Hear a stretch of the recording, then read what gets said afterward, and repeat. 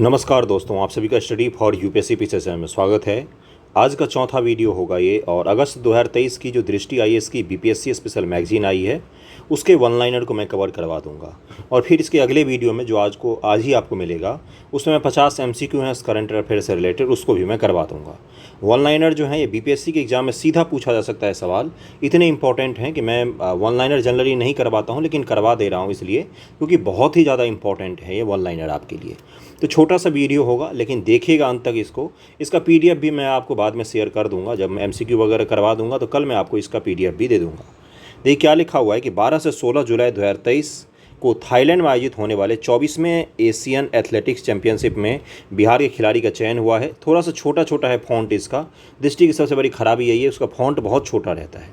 अगर आपको नहीं दिख रहा है तो थोड़ा एचडी में कर लीजिए, बाकी मैं जूम कर देता हूँ। थोड़ा 720 पिक्सल को अगर आप अपने फ़ोन पर चूज कर लेंगे तो आपको साफ दिख जाएगा।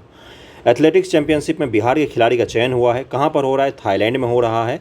और 12 से 16 जुलाई 2023 के लिए नाम क्या है? 24वें एशियन एथलेटिक्स चैंपियनशिप। खिलाड़ी का नाम है भूषण कुमार। भूषण कुमार नाम है, इनका चयन हुआ है, बिहार के रहने वाले हैं। अगला क्या है कि 23 जून से 2 जुलाई 2023 तक किस राज्य में बिहार क्राफ्ट मेला का आयोजन किया जाएगा? बिहार क्राफ्ट मेला का आयोजन किया गया है गुजरात में। बिहार क्राफ्ट मेला का आयोजन किया जा रहा है गुजरात में। 22 से 23 जून 2023 को G20 समूह की बिहार में एक बैठक का आयोजन किया गया। कहाँ पर किया गया है? पटना में बैठक का आयोजन किया गया है। डेट को भी ध्यान रखेंगे। G20 की बैठक कभी कभार ही अपने देश में होता है, और अपने देश में भी एक बार ही बिहार में हुआ है। तो 22 से 23 जून 2023 के बीच में हुआ है। किस चीज़ को लेकर बैठक हुई थी ये आप मुझे बताएंगे। ओके, क्यों बताएंगे? क्योंकि मैं बता चुका हूँ, न्यूज़पेपर एनालिसिस में पढ़ा चुका हूँ उस चीज़ को, इसलिए पूछ रहा हूँ मैं। अगला है 20 जून से 5 जुलाई 2023 तक 18वीं राष्ट्रीय जूनियर एथलेटिक्स मीट निज डैम में चयनित खिलाड़ियों के लिए बिहार में कहाँ पर प्रशिक्षण शिविर आयोजित किया गया? तो पटना में प्रशिक्षण शिविर आयोजित किया गया था।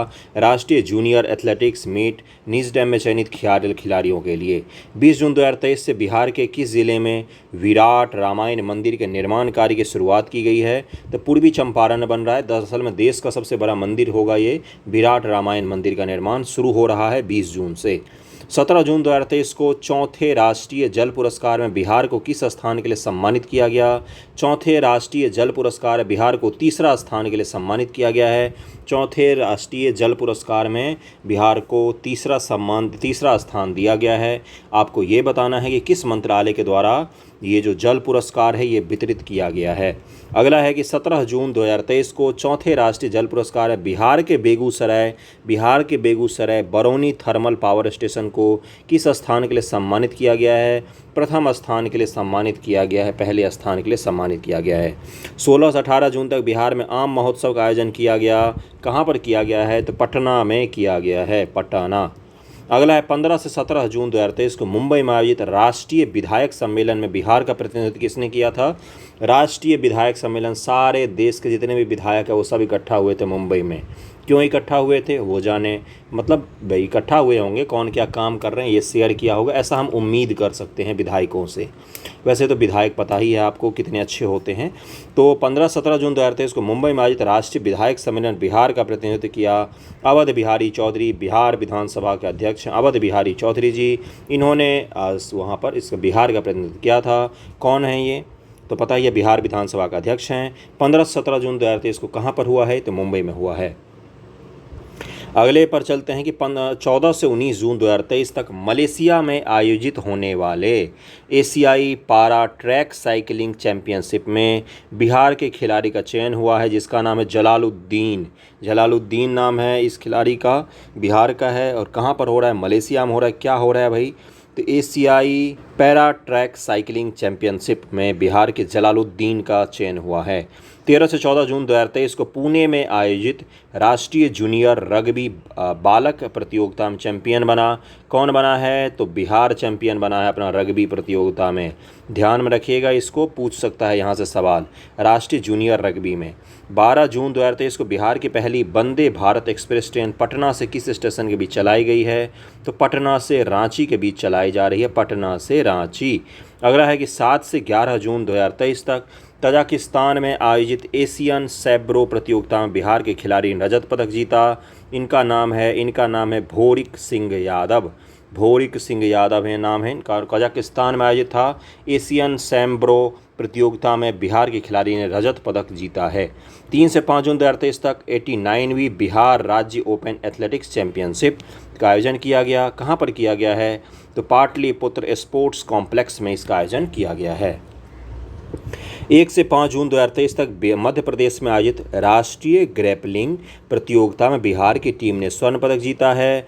तो क्या है? कुल 35 पदक जीते हैं, कुल 35 पदक जीते हैं। कहाँ पर हुआ था ये? तो ये मध्य प्रदेश में आयोजित हुआ था राष्ट्रीय ग्रैपलिंग प्रतियोगिता। ओके, इसको ध्यान में रखेंगे। 1 से 5 जून के बीच में हुआ था।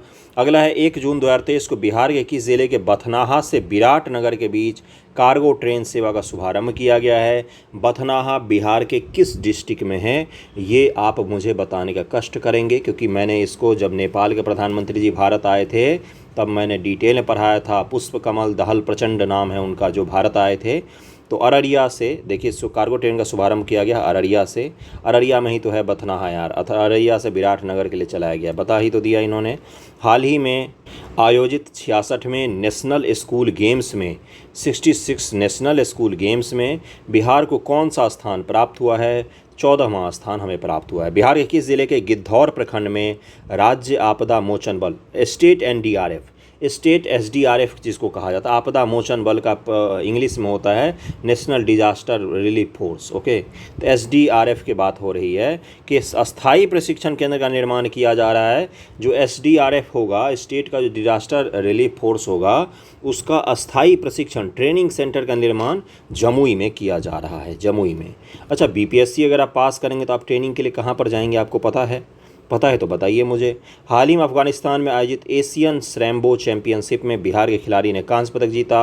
इनका नाम है पूनम यादव और अभिलाषा कुमारी। ओके, हाल ही में बिहार में बहुग्रामीय जलापूर्ति योजना का उद्घाटन किया गया, वैशाली में किया गया है। हाल ही में अंडर 17 कप के लिए बिहार के फुटबॉल खिलाड़ी का चयन हुआ है। सैयद इख्तियाज हुसैन नाम है। अंडर 17 एशिया कप के लिए फुटबॉल खिलाड़ी के रूप में इनका चयन हुआ है, इसको ध्यान में रखिएगा।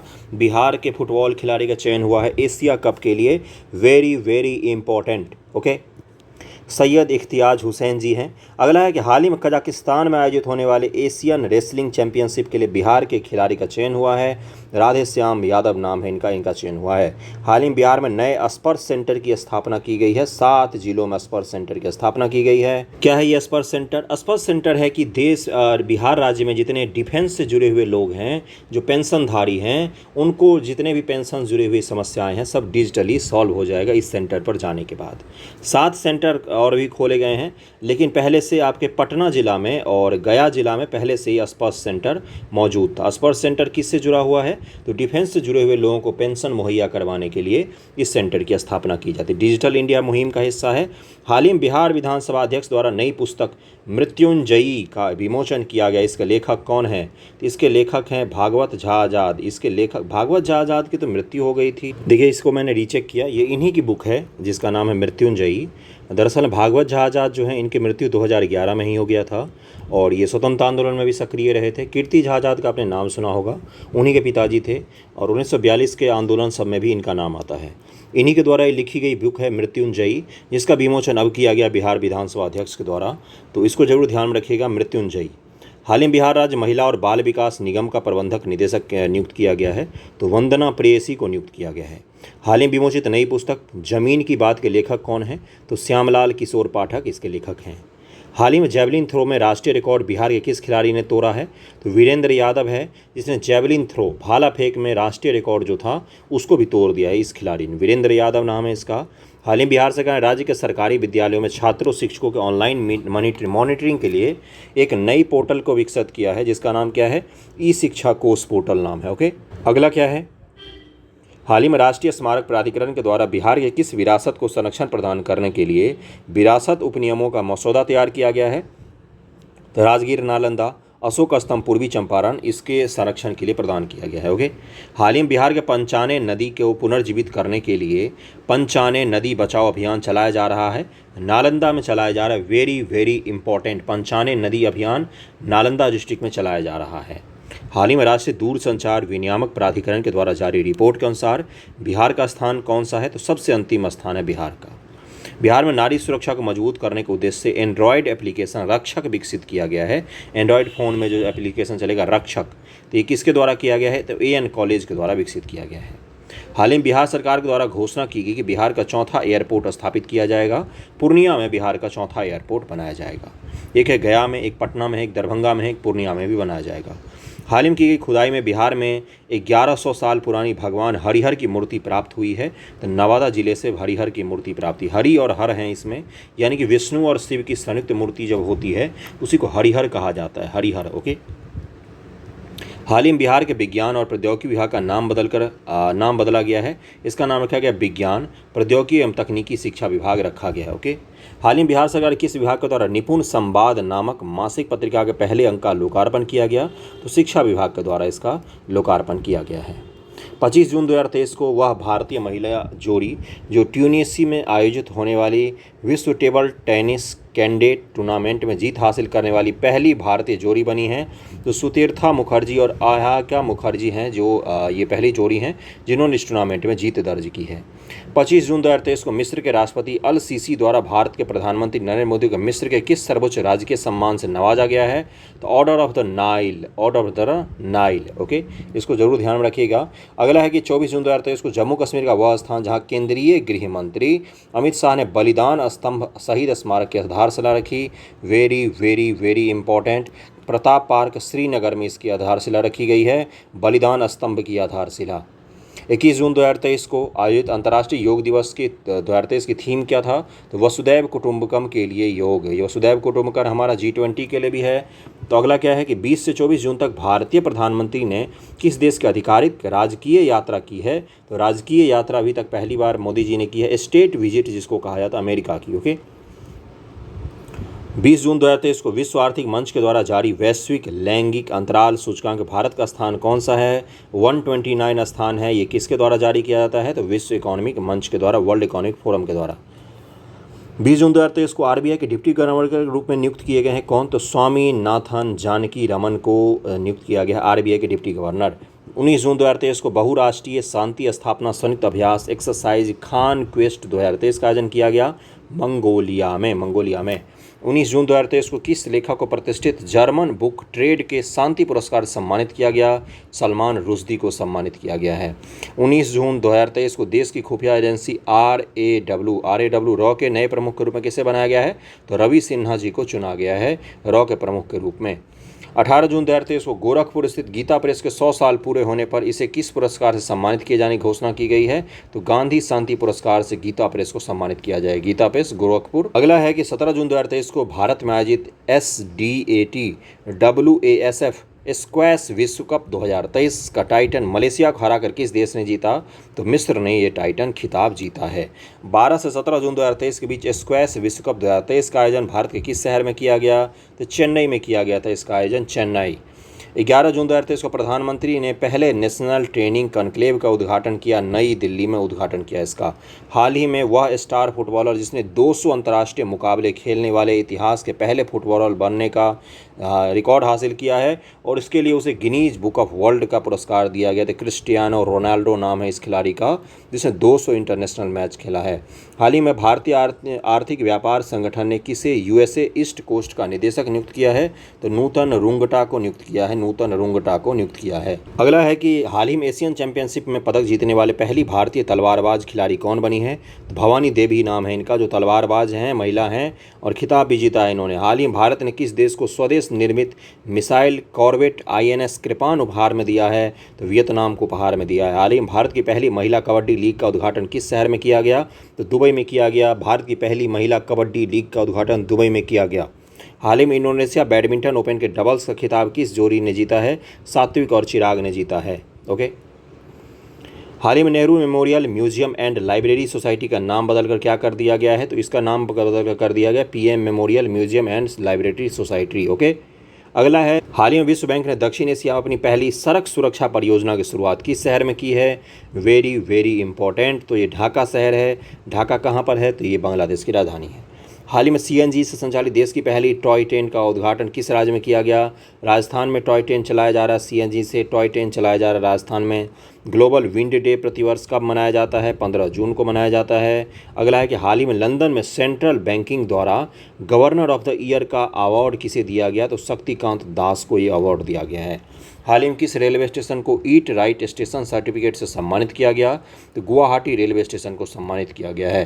हाल ही में फीफा अंडर-20 विश्व कप का टाइटल किस टीम ने जीता? तो उरुग्वे ने जीता है। भारतीय नौसेना के चौथे सर्वे बैंजल लार्ज युद्धपोत का नाम क्या है, जिसे हाल ही में लॉन्च किया गया है? इसका नाम है संशोधक। हाल ही में रिजर्व बैंक का उप कार्यालय किस राज्य में खोला है? तो ये नागालैंड में खोला गया है। हाल ही में भारत सरकार ने किस राज्य में बागवानी कृषि व्यवसायों को बढ़ावा देने हेतु एडीबी के साथ, एशियन डेवलपमेंट बैंक के साथ समझौता किया है? तो हिमाचल प्रदेश है जिसने समझौता किया है एशियन डेवलपमेंट बैंक के साथ। हाल ही में एथलेटिक्स फेडरेशन ऑफ इंडिया के चयन समिति के अध्यक्ष पद से किसने इस्तीफा दे दिया? तो गुरबचन सिंह रंधावा ने इस्तीफा दे दिया है। हाल ही में किसे बीएसएफ के महानिदेशक के तौर पर नियुक्त किया गया है? तो नितिन अग्रवाल को बीएसएफ के महानिदेशक के तौर पर नियुक्त किया गया है। हाल ही में फ्रेंच ओपन पुरुष एकल का खिताब किस खिलाड़ी ने जीता? तो नोवाक जोकोविच ने इस खिताब को जीता है। महिला जूनियर हॉकी एशिया कप 2023 का खिताब किस टीम ने जीता है? तो भारत ने जीता है। वेरी वेरी वेरी इंपॉर्टेंट, ध्यान में रखिएगा, इसको भारत ने जीता है। हाल ही में किसे इंटरनेशनल एयर ट्रांसपोर्ट एसोसिएशन के बोर्ड ऑफ गवर्नर्स का अध्यक्ष चुना गया? तो पीटर एल्बर्स को ये अध्यक्ष चुना गया है। हाल ही में भारतीय विशिष्ट पहचान प्राधिकरण UIDAI के CEO के रूप में किसे नियुक्त किया गया है?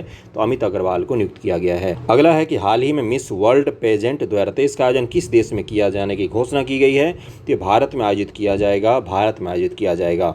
हाल ही में अरब सागर में उठे बिपरजॉय साइक्लोन का नामांकन किस देश के द्वारा किया गया था? तो बांग्लादेश ने इसका नाम रखा था बिपरजॉय। विश्व महासागर दिवस 2023 की थीम क्या है? वेरी इंपॉर्टेंट, विश्व महासागर दिवस 2023 की थीम है planet ocean the tides are changing. जो वेव है वो बदल रहे हैं, यही है विश्व महासागर दिवस 2023 की थीम। जरूर ध्यान में रखिएगा, बहुत इंपॉर्टेंट है आपके लिए। भारत ने ओडिशा तट से किस मिसाइल का सफल परीक्षण किया है?